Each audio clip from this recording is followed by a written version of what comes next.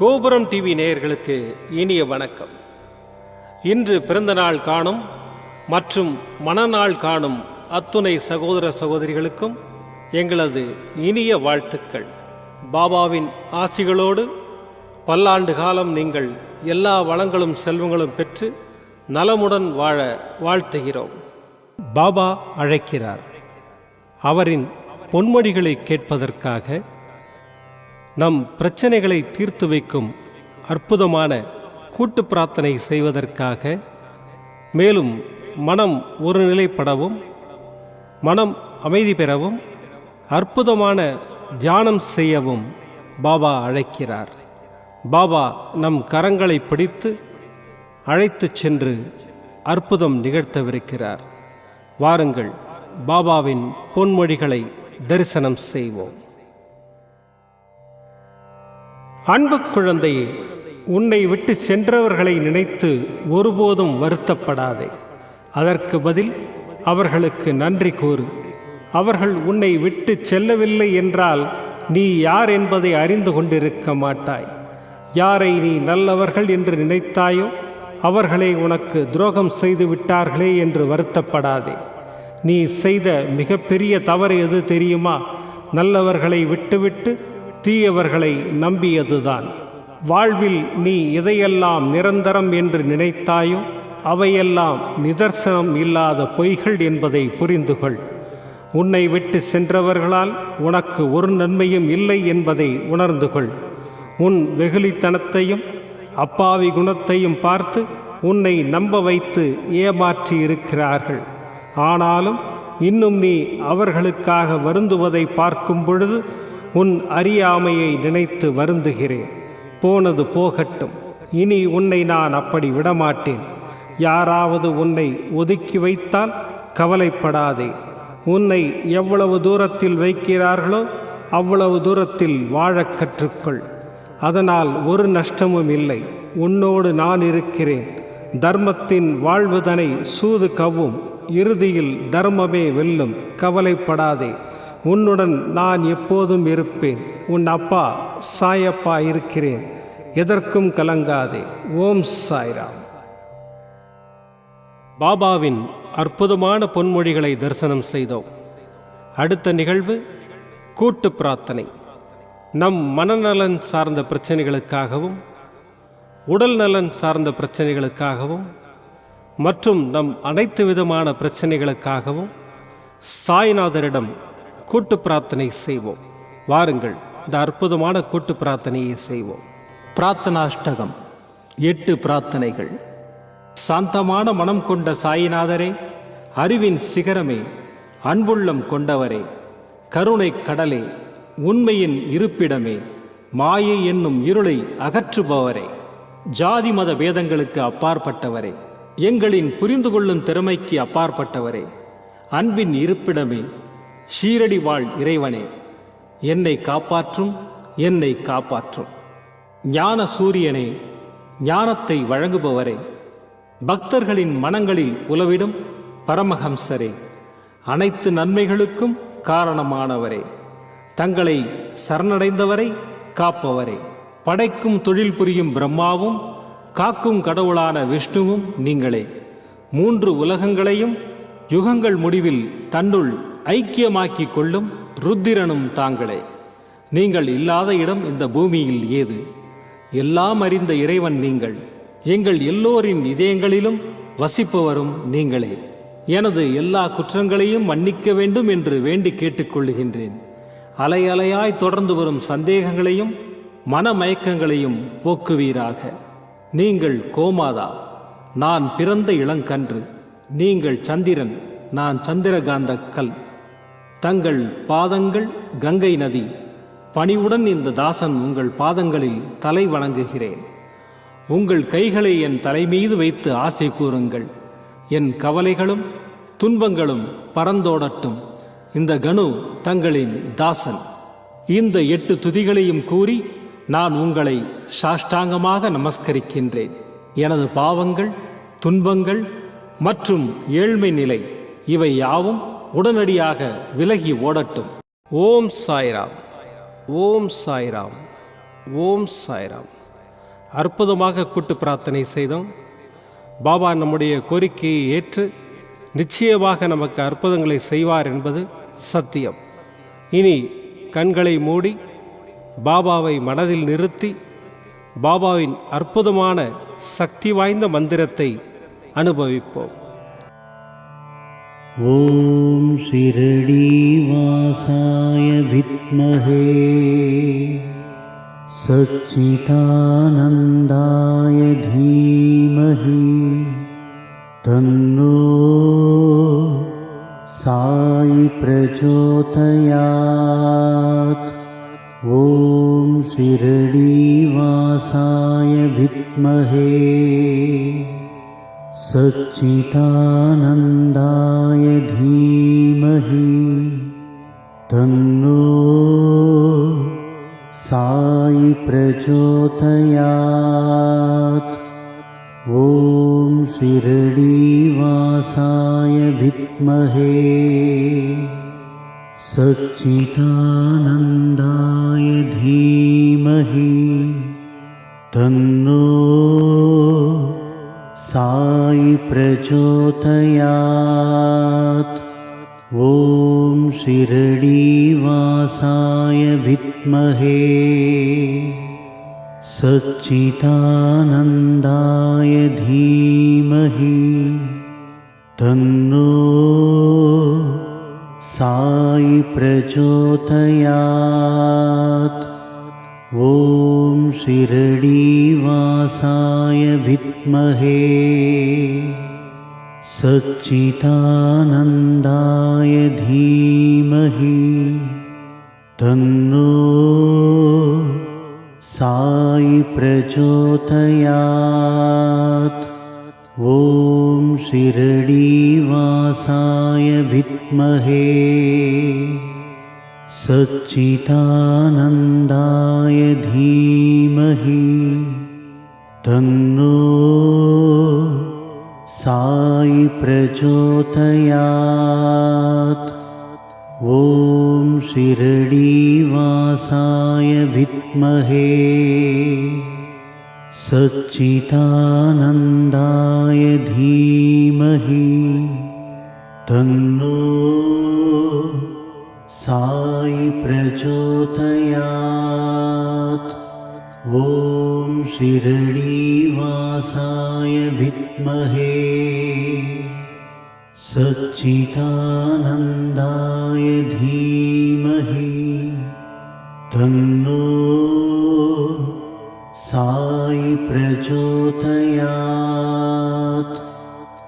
ஓம் ஷிரடி வாசாய வித்மஹே சச்சிதானந்தாய தீமஹி தன்னோ சாயி பிரச்சோதயாத். ஓம் ஷிரடி வாசாய வித்மஹே சச்சிதானந்தாய தீமஹி தன்னோ சாயி பிரச்சோதயாத். ஓம் ஷிரடி வாசாய வித்மஹே சச்சிதானந்தாய தீமஹி தன்னோ சாயி பிரச்சோதயாத். ஓம் ஷிரடி வாசாய வித்மஹே சச்சிதானந்தாய தீமஹி தன்னோ சாயி பிரச்சோதயாத். ஓம் ஷிரடி வாசாய வித்மஹே சச்சிதானந்தாய தீமஹி தன்னோ சாயி பிரச்சோதயாத்.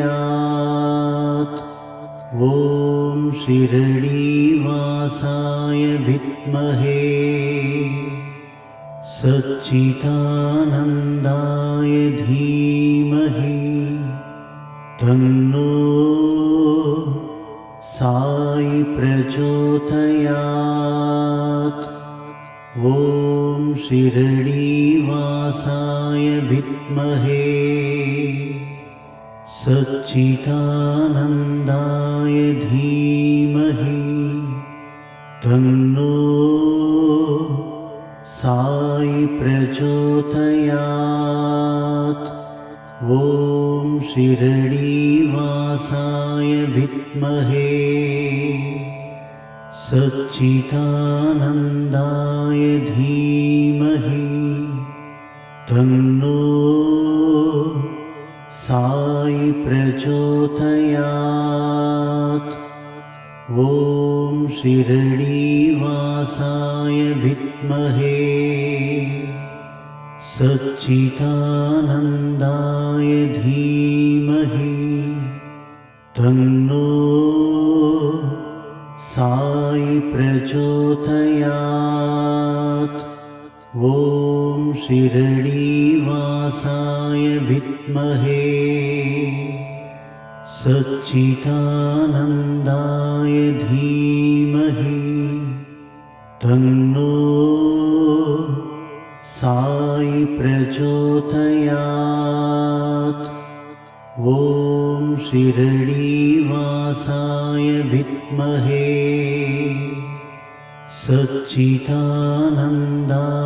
धीमहि तन्नो साई प्रचोदयात्। ॐ शिरडीवासाय विद्महे सच्चिदानन्दाय धीमहि तन्नो साई प्रचोदयात्। ॐ शिरडीवासाय विद्महे सच्चिदानन्दाय धीमहि तन्नो साई प्रचोदयात्। ॐ शिरडीवासाय विद्महे सच्चिदानन्दाय धीमहि तन्नो साई प्रचोदयात्। ॐ शिरडीवासाय विद्महे सच्चिदानन्दाय धीमहि तन्नो साई प्रचोदयात्। ॐ शिरडीवासाय विद्महे सच्चिदानन्दाय धीमहि तन्नो साई प्रचोदयात्। ॐ शिरडीवासाय विद्महे सच्चिदानन्दाय धीमहि तन्नो साई प्रचोदयात्। ॐ शिरडीवासाय विद्महे सच्चिदानन्दाय धीमहि तन्नो साई प्रचोदयात्। ॐ शिरडीवासाय विद्महे सच्चिदानन्दाय धीमहि तन्नो साई प्रचोदयात्। ॐ शिरडीवासाय विद्महे सच्चिदानन्दाय धीमहि तन्नो साई प्रचोदयात्। ॐ शिरडीवासाय विद्महे सच्चिदानन्दाय धीमहि तन्नो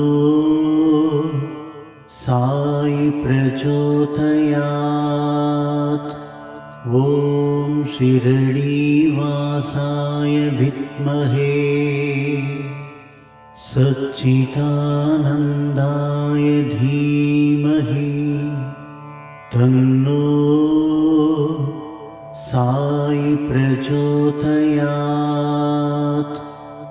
ॐ शिरडीवासाय विद्महे सच्चिदानन्दाय धीमहि तन्नो साई प्रचोदयात्। ॐ शिरडीवासाय विद्महे सच्चिदानन्दाय धीमहि तन्नो साई प्रचोदयात्। மீண்டும் நாளை காலை இந்த அற்புதமான பாபா அழைக்கிறார் நிகழ்ச்சியில் சந்திப்போம். நன்றி, வணக்கம். விதம் விதமான பக்தி நிகழ்ச்சிகளை உங்களுக்காக தந்து கொண்டிருக்கிறது உங்கள் கோபுரம் டிவி. உங்களுக்கு பிடித்த நிகழ்ச்சிகளை லைக் செய்யுங்கள், உங்களுக்கு பிடித்த மாணவர்களுக்கு ஷேர் செய்யுங்கள். மேலும் சப்ஸ்கிரைப் செய்வதோடு மட்டுமல்லாது அருகில் இருக்கும் பெல் பட்டனை கிளிக் செய்து கோபுரம் டிவி நிகழ்ச்சிகளை உடனுக்குடன் தெரிந்து கொள்ளுங்கள். மற்றும் ஒரு மகிழ்ச்சியான செய்தி, கோபுரம் டிவி ஆப்பை கூகுள் பிளே ஸ்டோரில் ஃப்ரீ டவுன்லோட் செய்து கோபுரம் டிவி நிகழ்ச்சிகளை தொடர்ந்து கண்டுகளியுங்கள், பாருங்கள், ரசியுங்கள், பரவசமடையுங்கள். gopuramtv.com பக்தி பக்திமயம்.